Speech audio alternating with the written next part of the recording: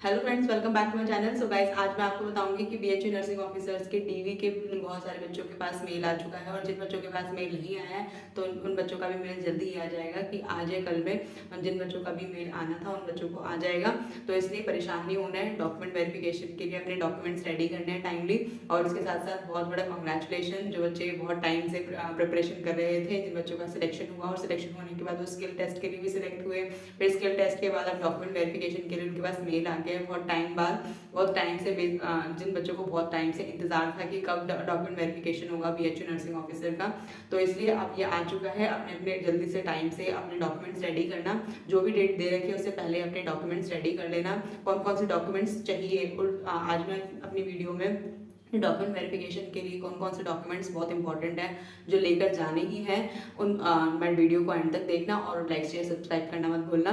तो स्टार्ट करते हैं कि कौन कौन से डॉक्यूमेंट्स अपने डॉक्यूमेंट वेरिफिकेशन के लिए लेके जाने हैं। उस टाइम पर कुछ भी हरी भरी नहीं होना है, टाइम से अपने डॉक्यूमेंट्स को लेके जाना है और सारे के सारे डॉक्यूमेंट्स लेके जाना है। ओरिजिनल के साथ साथ 3-4 फोटोकॉपी सेट, 2 से 3 सेट्स जो हैं अपने फोटोकॉपी के रख लेना, सो दैट कि वहाँ पर इधर उधर घूमना ना पड़े। क्योंकि बहुत टाइम ऐसा होता है कि फोटोकॉपी की शॉप बहुत दूर दूर होती है वहाँ पर, क्योंकि बीएचयू एक बहुत बड़ा कैंपस है और वहाँ पर सब चीज़ें अवेलेबिलिटी है, तो लेकिन बहुत दूर दूर तक जाना पड़ता है उसके लिए।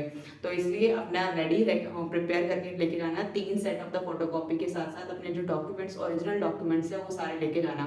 ओरिजिनल डॉक्यूमेंट्स में सबसे पहले अपनी फोटोग्राफ्स जो होंगी अपनी 10 फोटोग्राफ्स तो मिनिमम है वो लेके जाना। अपनी 10 फोटोग्राफ्स जो 30 का सेटअप वैसे फोटो क्लिक करवा लेना, जिसमें 10 फोटोग्राफ्स आपको लेके ही जानी है। पासपोर्ट साइज फोटोग्राफ होनी चाहिए। इसके साथ साथ आप क्या करना है, जो भी आपका एडमिट कार्ड था, आपका एप्लीकेशन फॉर्म था, उनकी ओरिजिनल कॉपी के साथ 3 सेट कॉपी के बन करवा लेना, सो दैट कि वहाँ पर आपको, अगर आप पहले से ही फोटो कॉपी करवा लोगे तो वहाँ पे फोटो कॉपी करवाने के लिए भटकना नहीं पड़ेगा। तो इसलिए मैं पहले ही कह रही हूँ कि अपने डॉक्यूमेंट्स को रेडी इस तरीके से करना है कि वहाँ पर इधर उधर घूमने की जरूरत ना हो। ठीक है, तो फर्स्ट हम एडमिट कार्ड, पहले अपनी फोटोग्राफ अपनी प्रिपेयर कर लेना। फोटोग्राफ अभी रीसेंट फोटोग्राफ क्लिक करवा लेना, सो दैट क्योंकि वो जगह जगह लगती है, हर जगह लगती है फोटोग्राफ्स। तो फिर अपनी कम से कम 10 फोटोग्राफ्स अपनी प्रिपेयर पहले से ही लेके चलना। उसके साथ साथ आपको एडमिट कार्ड अपना लेके जाना। एडमिट कार्ड की फोटोकॉपी करवा लेना। उसकी एप्लीकेशन फॉर्म जो आपने बीएचयू का नर्सिंग ऑफिसर का एप्लीकेशन फॉर्म फिल किया था वो अपनी उसकी फोटोकॉपी करवा लेना। 3 सेट फोटोकॉपी करवा लेना। मार्कशीट ले जाना। मार्कशीट में हमारी 10th-12th की मार्कशीट होनी चाहिए। उसके साथ साथ जो भी आपने कॉलेज, अगर बीएससी करा है तो बीएससी की जितनी भी बीएससी की 4 ईयर्स की और जो ओवरऑल एनुअल मार्कशीट निकलती है वो।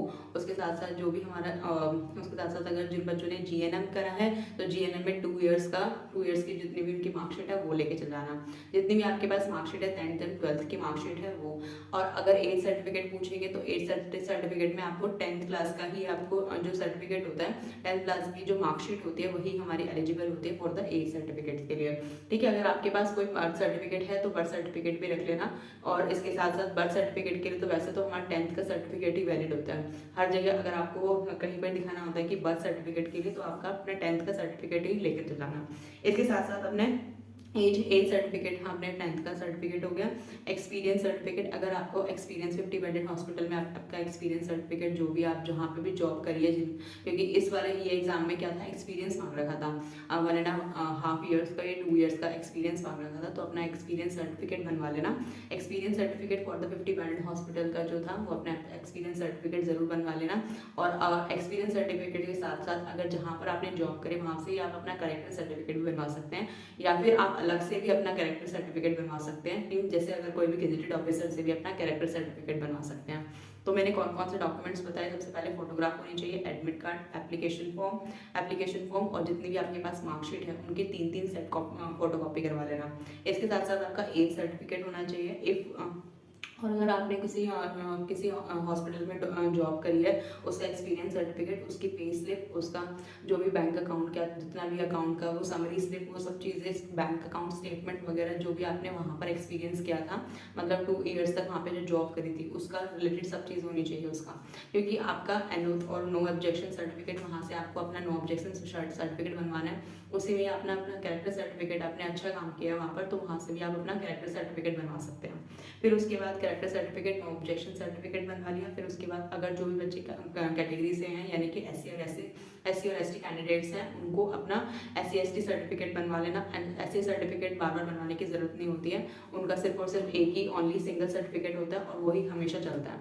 लेकिन जो OBC स्टूडेंट्स हैं, OBC कैटेगरी के स्टूडेंट्स हैं, तो उन स्टूडेंट्स को क्या करना है, अपना OBC का सर्टिफिकेट जो है 6 मंथ तक वैलिड होता है, तो उनको अपडेट करवाना होता है एवरी 6 मंथ्स में। तो उनको जो है OBC सर्टिफिकेट को अपडेट करवाना है। और उसके साथ साथ जो PWD है, पर्सन विद डिसेबिलिटी वाला है, तो उनमें ये देख लेना उनका सर्टिफिकेट भी होना चाहिए।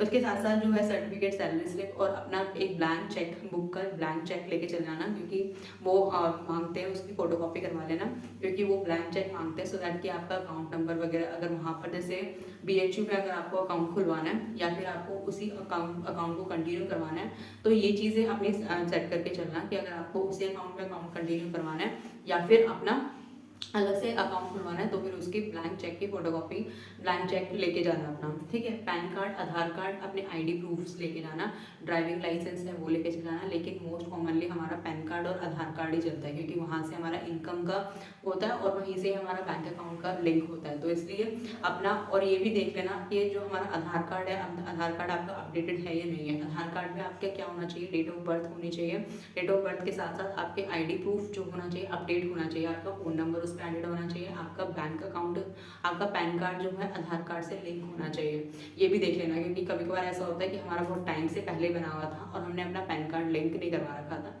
तो ये भी प्रॉब्लम होती है, तो इसलिए इसको भी अपडेट करवा लेना। और अगर ब्लैंक चेक हो गया, एडमिट कार्ड हो गया, एप्लीकेशन फॉर्म हो गया, फोटोग्राफ्स लेके जानी है अपनी, इसके साथ साथ अपना एक्सपीरियंस सर्टिफिकेट हो गया, नो ऑब्जेक्शन सर्टिफिकेट हो गया, एज के लिए आपकी 10th की सर्टिफिकेट चल जाएगा। और हाँ, अपना रजिस्ट्रेशन नंबर जो है, रजिस्ट्रेशन सर्टिफिकेट RN नंबर जो है वो अपडेटेड होना चाहिए। जैसे आपने 2 साल पहले अगर BSc करी है या फिर GNM 3-4 साल पहले किया है या फिर 5-6 साल पहले किया है, उसको अपडेट करवा लेना। RN नंबर को, रजिस्ट्रेशन नंबर जो है अपना होना चाहिए, आपका रजिस्ट्रेशन सर्टिफिकेट होना चाहिए जो registered as a nursing council जिस भी आपने स्टेट से किया है। तो ये सारे डॉक्यूमेंट्स से, इन सारे डॉक्यूमेंट्स को ध्यान से एक सीक्वेंस वाइज लगा लेना। जैसे एडमिट कार्ड सबसे ऊपर होना चाहिए, फिर उसके बाद आपके एप्लीकेशन फॉर्म या फिर मार्कशीट होनी चाहिए, फिर उसके बाद आपका एक्सपीरियंस सर्टिफिकेट, कहाँ से अपना एक्सपीरियंस किया है, नो ऑब्जेक्शन सर्टिफिकेट होना चाहिए, करेक्टर सर्टिफिकेट होना चाहिए। और उसके साथ साथ आपका करेक्टर सर्टिफिकेट हो गया, OBC सर्टिफिकेट हो गया, OBC जो भी हमारी कैटेगरी सर्टिफिकेट्स हैं वो होना चाहिए। उसके साथ साथ आपका RN सर्टिफिकेट होना चाहिए, रजिस्टर्ड, जहाँ से रजिस्ट्रेशन आपको रजिस्ट्रेशन नंबर मिला है वो वाला सर्टिफिकेट होना चाहिए। और आपका डिग्री की फोटोकॉपी भी होनी चाहिए, जो आपने डिग्री मिली है, आपको ग्रेजुएशन की जो डिग्री होगी उसकी फोटोकॉपी भी रख लेना। जितने भी मतलब आपके पास ओरिजिनल डॉक्यूमेंट्स हैं रिलेटेड टू ओरिजिनल डॉक्यूमेंट्स के साथ अपनी 3 सेट ऑफ द फोटोस्टेट करवा लेना और अपनी फोटोकॉपी भी रख लेना।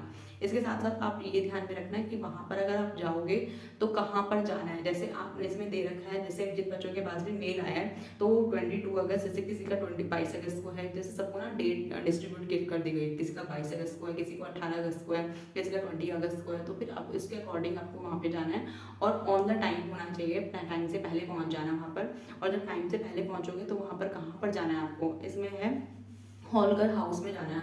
हॉलकर हाउस ऑफ द BHU, जहाँ पर आपका स्किल टेस्ट हुआ था, स्किल टेस्ट के एकदम बहुत ही पास में है, बहुत ही पास में 2-3 मिनट का रास्ता है, थोड़ा सा दूर चल के ही हॉलकर हाउस है।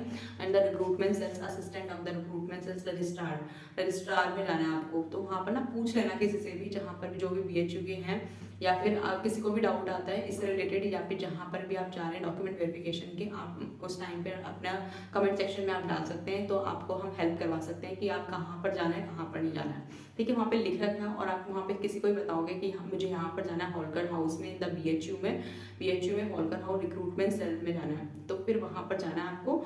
और बिल्कुल भी हरी भरी नहीं होना है, अपने सारे डॉक्यूमेंट अपने सीक्वेंस से लेके जाना है, ओरिजिनल के साथ साथ अपनी फोटोकॉपी रख लेना।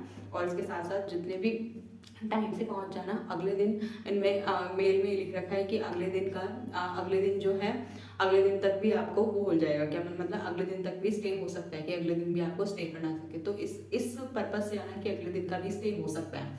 ठीक है, तो अपना अवेलेबिलिटी फैसिलिटी करके आना, ठीक है। तो दो दिन तक के रुका जा सकता है।